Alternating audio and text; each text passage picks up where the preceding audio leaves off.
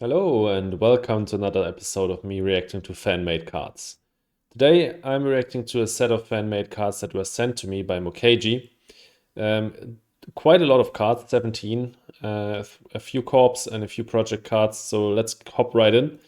The first one is really interesting, Heatcoline. The name is a bit interesting and the artwork, but the effect is really cool and the action that you can take. Um, it the name suggests it's similar to Ecoline.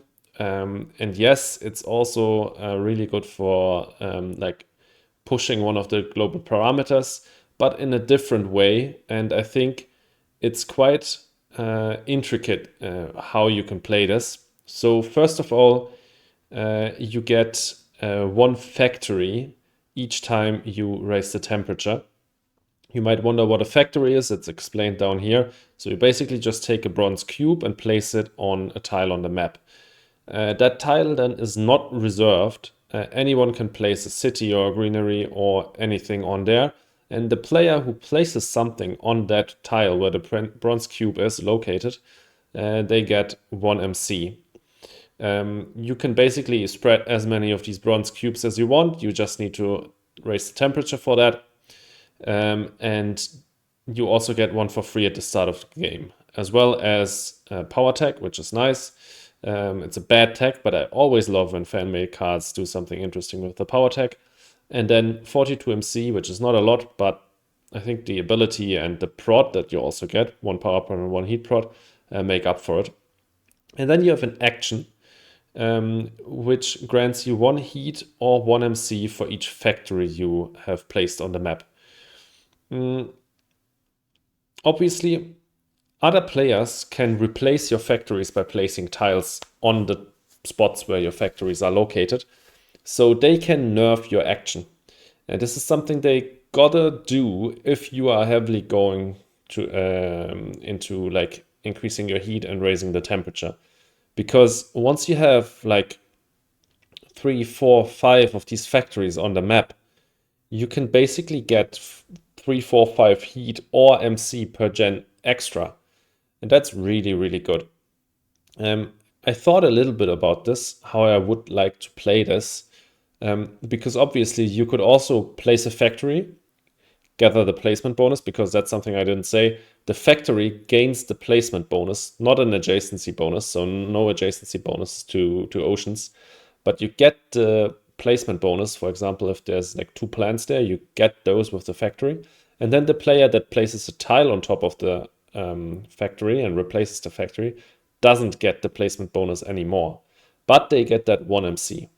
So you could either place a lot of factories and then place tiles on them afterwards to gather the placement bonuses with the factories and then the 1 MC each time with the tile you place on top of the factory.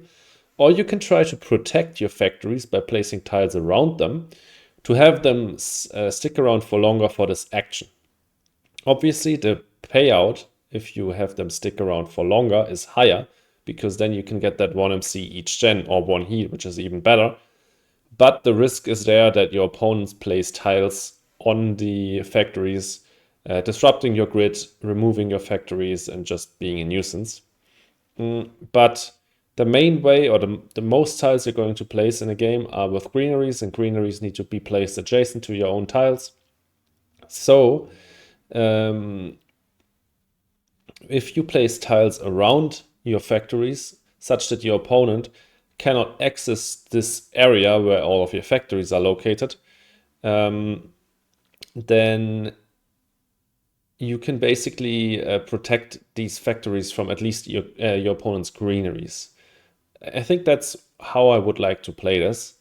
What I didn't say as well is that you can place factories adjacent to any tile, so not only your tiles. That makes it a little bit more flexible, but I probably wouldn't. I mean, you could use these factories to be a bit annoying and steal opponents' placement bonuses around them.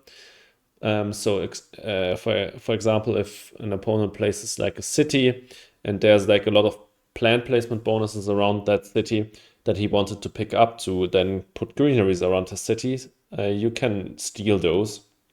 But at the same time, because you don't get adjacency bonuses from oceans with these factories.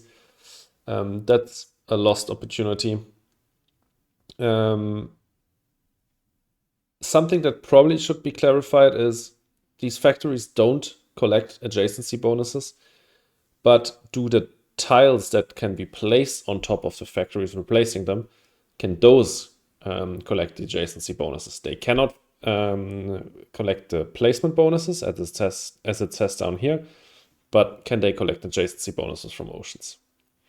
All in all, I think while it's quite a complicated corp, I think the way this works, combining ground game, rushing the temperature track, and this like risky trade-off between do you put tiles on top of your own factories or do you try to protect them, is really interesting, and I really like the concept of this corp. It's well thought out, and I think it's not too strong because the starting capital is quite low, but I need to play around with this. Also, it's not as annoying as, for example, Acadian communities, which can also spam these cubes, but with those cubes, they reserve tiles, and that's really annoying because they can just mess up a map.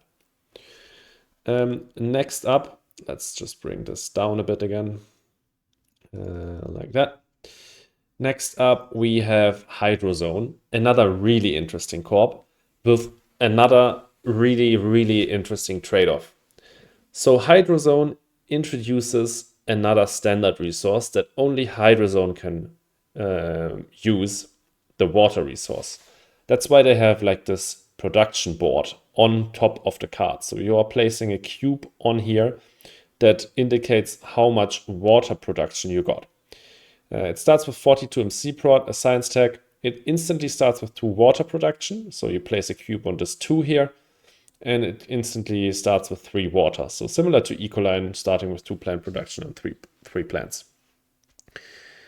What can you do with this water? You can use 7 water to get 1 plant and place 1 ocean. Or if all oceans are gone, or if you don't want to, the oceans need to be gone for the second option. So if the oceans are gone, instead you can also just gain a TR. So the water production isn't useless once the oceans have run out, which is great because there's only 9 oceans. So this is what you can do with the water, kind of intuitive. What you can also do with it is you can pay for plant tags. Each water resource is worth 2 MC if you're playing a plant tag. And how do you get water production? And this is where the insane trade-off of this corp is introduced. You cannot get plant, power, or heat production. If you get those productions, you gain water production instead. So if you're playing with the base game, the first thing you're noticing is how the heck are you increasing temperature? Either you SP or you play space events, but you can't get any heat prod with this corp. How the heck do you increase the oxygen? Well, that one's a bit easier because it's easier to play plant tags, which can grant instant plants. This is something you actually get, and you also get instant plants with your ability. So at least you have an okay way to increase the oxygen, but it's still quite slow. And there will often be situations where you are stuck with a few plants that you got through your ability or through cards that you played, and they just get nuked.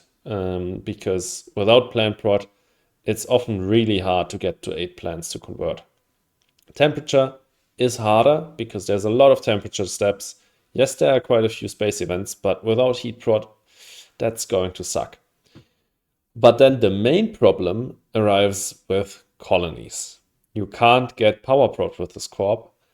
And wait a moment. I didn't read this correctly. Read down here. When you would otherwise increase plant energy or heat production, you may instead increase water production. All right. Well, that makes it much better. But this also makes me like this corp less, because now I think it's not as interesting. Yes, with the requirement to not get plant power or heat production, it would have been really weak. or not really weak, kind of difficult to play, but really interesting because you're really forced into doing something that you might not want in some situations. But the whole concept was quite well thought out, and I thought the trade-off was really interesting. With this this saves this cooperation and probably is required. Yes, I like it a little bit less from a concept standpoint, but probably it's much better balanced this way because even without colonies in the base game, not getting any heat or plant prod is not good. It's really not good. So, okay, the trade-off isn't as pronounced here. You can get plant power or heat production. I think this corp then is quite okay. It's an interesting concept. I'd need to play test this because, again, same as with Heatcoline, it's quite a complex corp with a lot of moving factors, moving pieces, and I don't know how it would pan out. Again, quite low starting capital, but interesting abilities. So let's go on to the next card. And once again, we need to make this a bit smaller. Yeah, this way it works. All right, we need to pick up the pace. Mars JFHQ, Joint Force Headquarters. This city card, I think, is a bit too strong compared to other city cards, but let's go through it. Costs 19 MC, city tech, building tech, trusty combo. Same prod as Lava Tube Settlement. You place a city tile wherever you want with basic city placement rules. Then you draw a green, a blue, and a red card. So normal project card, then like an action or effect card and an event card. And you get to keep 2 of them. You just need to discard 1 of them. Why do I think this is too strong? If we compare it to Lava Tube Settlement, which is just 4 MC cheaper, has the same production, and has to be placed on the volcanic areas, at least if you're playing on Tharsis and Elysium, which most of the time is a negative. Most of the time you would rather place the city freely. You, on top of the free placement, get 2 card draw and get to look at 3 cards.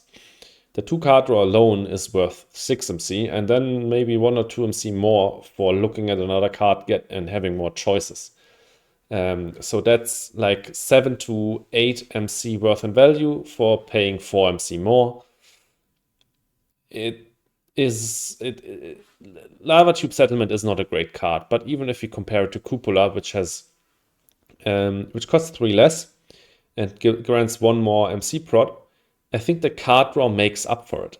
I think there's a lot of situations where you would really like to see 3 cards and keep 2. Instead of getting 1 more MC prod. And also you can play this later than Cupola. I think this is a really good city card. At the same time, the city cards aren't that strong. And this is another building tech that you can play in the late game as a point dump, which I think there's too little of, especially if you're playing with all expansions. So even though I think this is stronger than the other city cards, I think it's still fine. Next up, Focused Research. This is a card that can have a huge payout. It costs 11 MC, has a science and an event tech, grants a point. So if you calculate out this point, well, 5 MC, this is 11 plus 3, so 14. So for 9 MC, what do you get? You draw 1 card per event you have played, including this. That can be a lot. That can be 10 cards or more. And then you choose 1 tag, take all cards with a name tag to hand, discard the rest. So as I understand this, you draw the cards and look at them first, and then you choose the tag. And I think that's too strong because that can be 4 or 5 card draw. So you look at 8 to 12 cards in the mid to late game if you've played a lot of events. And then you get to keep 4 or 5 of those cards. That can be insane. Obviously, these cards or a majority of these cards can still be useless. But if you're looking at that many cards at the start, you are bound to find something interesting. And then you just take that tag, you probably need to have, there's some trade-off. Do I take more cards, choose like a tech that is more common in this set of cards that I found, or do I take the most useful card and maybe accept that I'm only getting that one? Um, it's quite expensive for card draw, but it's the same price as research. And with that one, you just get to look at two cards. Obviously, research often, the huge upside on that card often is that it has two science tags, so it enables a lot of other cards. But focus research can be like an insane card draw card. Obviously, the card draw in the late game, like if you want to this to have the maximum payout, for you to look at the most cards, you need to play it as late as possible. And then the card draw obviously isn't as impactful anymore, because if you find production cards, they are useless to you. If you get a lot of card draw in the early game, you can find both production and point cards and keep both reasonably. I still think the payout is too strong. I think what I would like more is for you to have to name the tag beforehand. So basically, you're going for Jovian strat and you're just saying, okay, I play focused research. I say I will take only the Jovian tags. Then you draw all of the cards, and then you get to keep the Jovian tags. Obviously, that would be much, much weaker, because even if you draw 10 cards, could be highly likely that you don't draw Jovian tags, and then you don't get to keep any cards. So maybe you make this cheaper, but also even in that situation, you could just pick a more common tag. Jovian tag is one of the most rare tags. You could say, all right, let's draw 10 cards. I will keep the building tags. You say that beforehand, because there's a lot of building tags, and then you get to keep them, even though you would have liked the Jovian tags more. So yeah, focused research, if you name the tag after you draw the cards, I think it's too strong. Now we have World Government Corruption, really interesting one. Costs 2 MC, it's an event tag and an earth tag. It requires that you have one milestone claimed. It has a negative point on it. So the cost basically is 10 MC, 2 plus 3 plus 5. And then you place a cube on an unfunded milestone or award. This costs double the MC to fund. So you basically, I completely misread the card when I looked at it beforehand. I thought you place a cube on a milestone or award, and then afterwards the milestone or award costs double the MC to fund for your opponents. But no, you just get to claim or fund the milestone / award, and you basically that is then funded or claimed. I am wondering what the reason would be to do this with an award. Because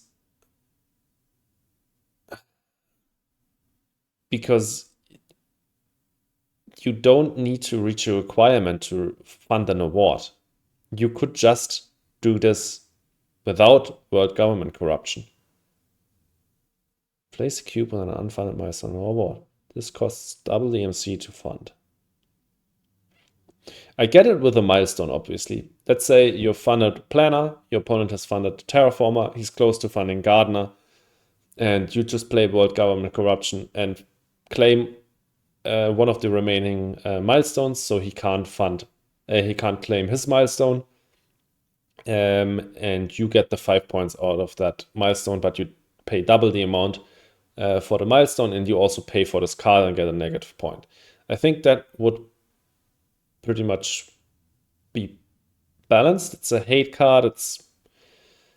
It can be quite frustrating for an opponent who has worked towards a milestone for a long time, but at the same time, it's quite costly to do this. I don't get it with an award. You can just fund an award if you want. You don't need this card for it. Let me know if I misunderstand this, but maybe the intention is you can do this even once all of the awards are funded. But then what does a fourth award cost? We don't know that, and we need to double the cost. I don't know about it. So yeah. Mokeji, if you're watching, please clarify. All right. And now we have, let me make this one smaller, Ground Zero.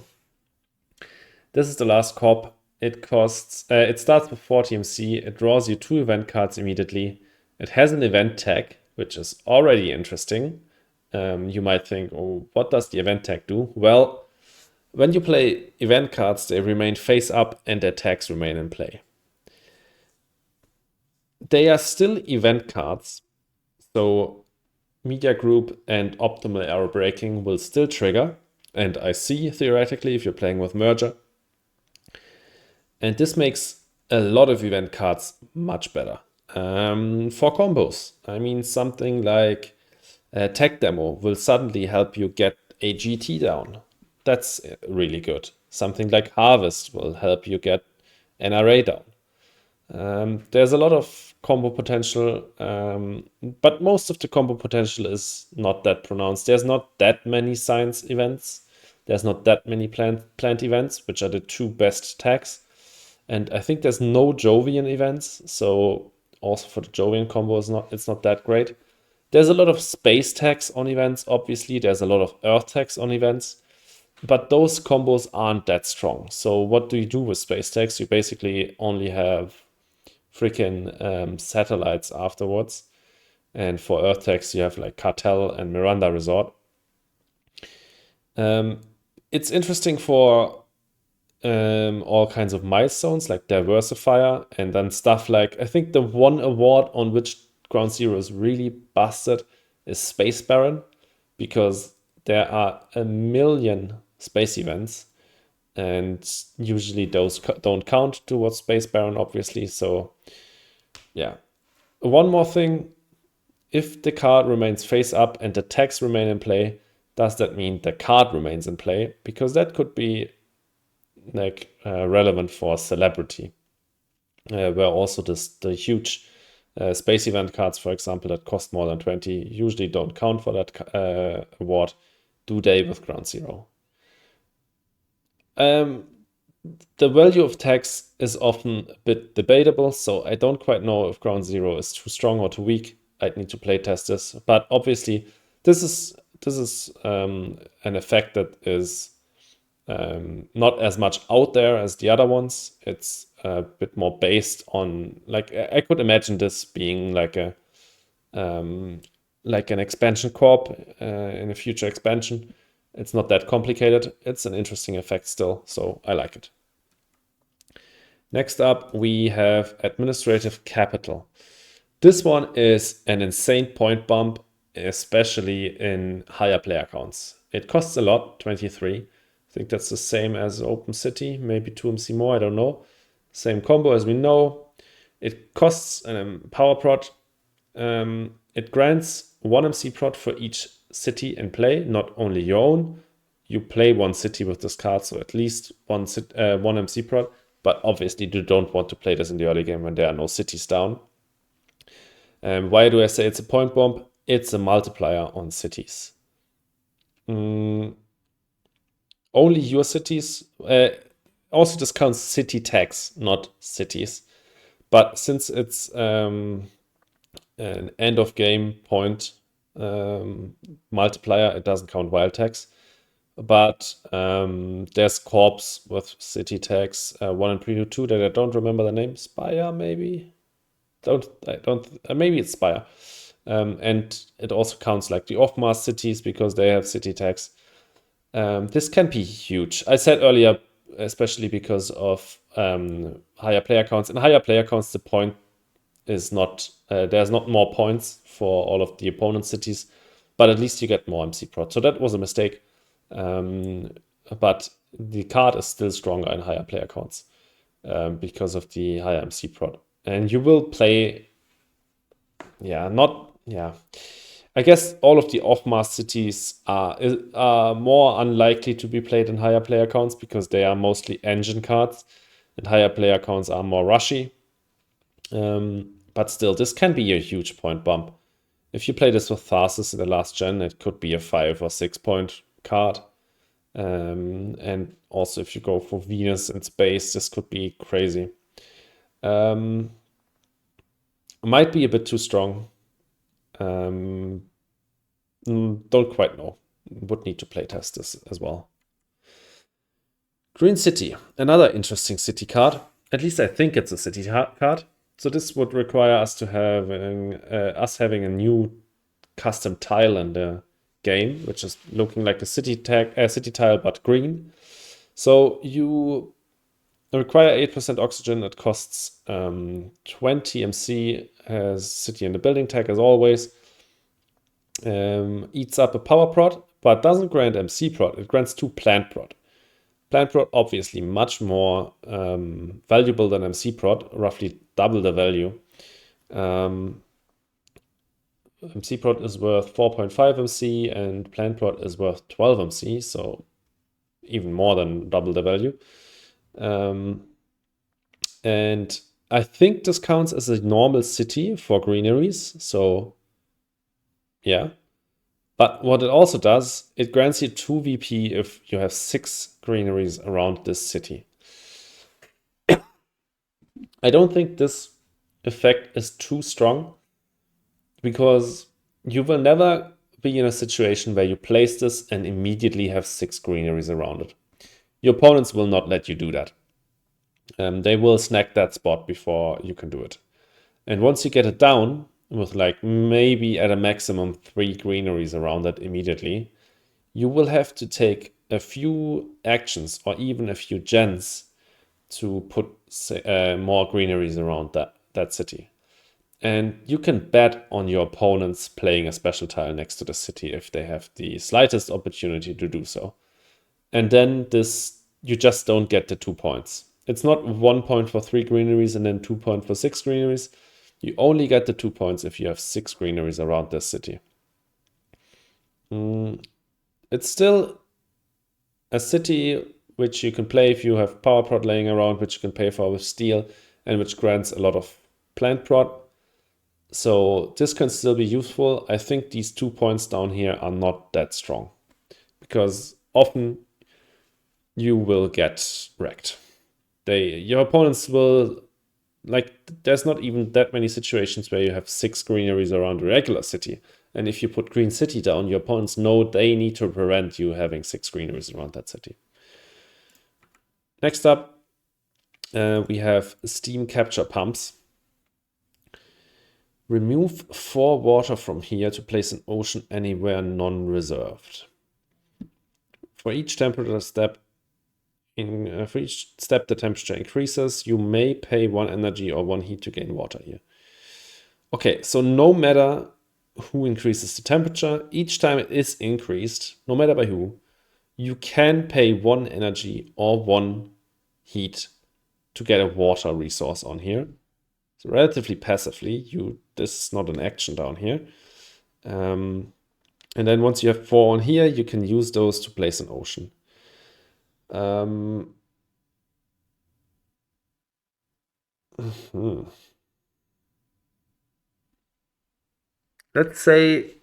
Let's pretend this was MC down here. Then this card costs 7 plus 3. So 10. And then 4 MC to place an ocean. So 14 for the first ocean, 18 for the second. So immediately much better than aquifer pumping, for example. Much cheaper if this was MC. But also passive, so you cannot pump oceans out each gen if you want to. Like aquifer pumping guarantees you an ocean each gen if you have the money for it. Steam capture pumps, this could take ages before you get payoff if you don't push the temperature yourself. And if you push the temperature yourself, because this isn't MC that you need to pay, you need to reserve power or heat to use steam capture pumps.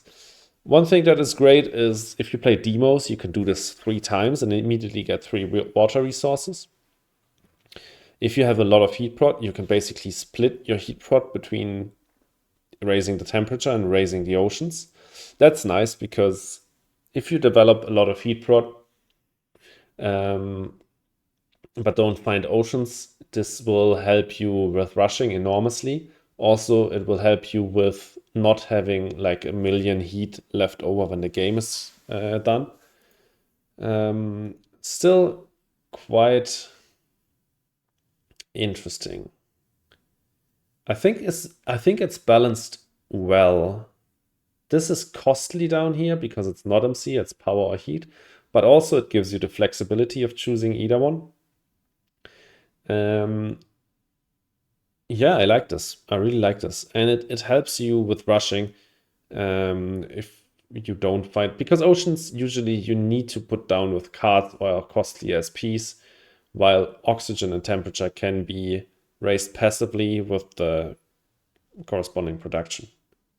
All right, I'm noticing that this video is much longer already. We will not get through the 17 cards in today's episode. So I will do one more card, and then the rest of the set I will review in the next episode. So the last card of today's video is water treatment plants. Cost 6 MC, has a building tag, and the effect says for each ocean next to a non-ocean for each ocean next to a non-ocean tile you place, gain 1 water here, 1 VP for 4 water here. Okay, let's say we have a city next to an empty ocean tile. You place an ocean there, then you gain 1 water. This isn't that strong. This isn't that strong. 4 tiles for just one. 4 tiles you need to place before you get 1. I need to read this again. For each ocean next to a non-ocean tile you place. Yeah. Each time you place an ocean, you get 1 water tile maximum. You can't get multiple ones if there's multiple tiles next to the ocean. So maximum of 9 water on this. So maximum of 2 points for 9 MC, which is almost fair value. It's a little bit better than fair value. So 2 points for 9 MC. It should cost 10 MC with fair value. But you will never place all 9 oceans and also place them next to a non-ocean tile. Or does it mean for each? Okay, maybe it says this is like, this sentence is a bit misleading, I think. Maybe this says each time you place a non-ocean tile, you count the oceans that you place it next to, and you get that many water. If it's that way, then this is much stronger, and I think it should be that way, because the other way around, the card doesn't make any sense, because it's just obviously way too weak, because you can only collect 9 water. Yeah, I guess it's the other way around, but the sentence is kind of misleading, I think. So you place a tile, a greenery, city, or special tile next to 1 ocean, you immediately get 1 water tile. If you place it next to 2 oceans, you get 2 waters. And if you place it like in the elbow, so you get in the 6 pocket, you get 3 water tiles on water treatment plant. And that way you can accumulate water on here much faster and also almost limitless. Much better. Makes ocean walks and rushing much stronger, makes the ground game much stronger. If you have the money to play this early on as something like Credicore, Heatcoline, or Tharsis, or Phalaris, who want to go for a ground game and want to, or like Lakefront Resort and Arcadian Communities, then this can score a lot of points. But obviously, because it's just a point card, if you're strictly rushing, it might still not be that great. But even if you're strictly rushing, you're playing something like Herbivores, just so you get a lot of points. So yeah, I guess it's this way. It works this way, and then it's much better. And then I also like the card because it's an interesting effect, interesting building tech that can pay off hugely, but needs to be played early. Again, it's something like pets where you need to play it early, but it only grants points and not an immediate payoff in anything useful in the early game. So I like this trade-off, and I like water treatment plants. And Mokeji, let me know in the comments if it works that way. But yeah, I like this one. And in general, I think this was already a great first half of the set. I am hyped to go through the other cards in the next episode. I hope you enjoyed this one, and let me know in the comments what you thought of these fan-made cards.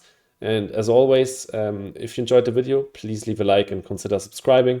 And I'll see you in the next one. Have a good one, guys, and goodbye.